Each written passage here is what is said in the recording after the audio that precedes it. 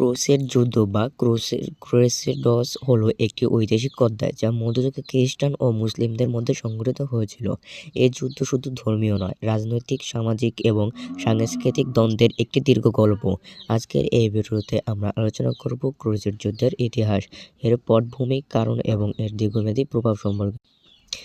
Crusade যুদ্ধ শুরু হয় 1095 সালে। এটি ছিল মধ্যযুগের একটি উল্লেখযোগ্য ঘটনা, যেখানে ইউরোপীয় খ্রিস্টানরা পবিত্র ভূমি জেরুজালেম পুনরুদ্ধারের জন্য মুসলিমদের বিরুদ্ধে যুদ্ধ ঘোষণা করে।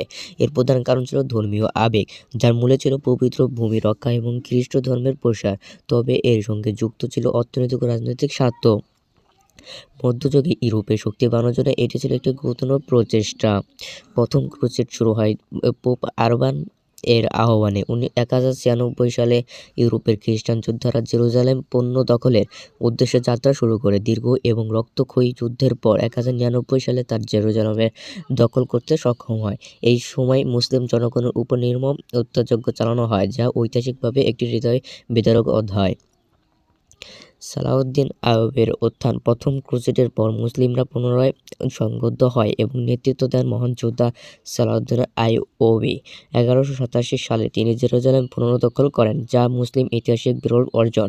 সালাউদ্দিন তার উদারতা, কৌশল এবং ন্যায়পরায়ণতার জন্য পরিচিত।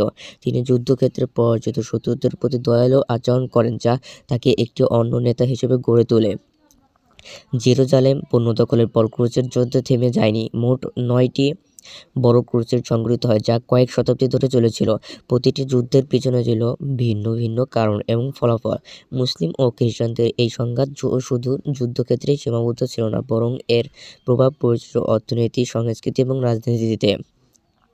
ক্রুসেড যুদ্ধ শুধু মধ্যপ্রাচ্য নয়, ইউরোপ এবং মুসলিম বিশ্বের সমাজ ও সংস্কৃতিতে গভীর প্রভাব ফেলেছিল। এই যুদ্ধের মাধ্যমে উভয় পক্ষের মধ্যে বাণিজ্য বৃদ্ধি পায় এবং ইউরোপে ইসলামী সংস্কৃতি ও জ্ঞান ছড়িয়ে পড়ে।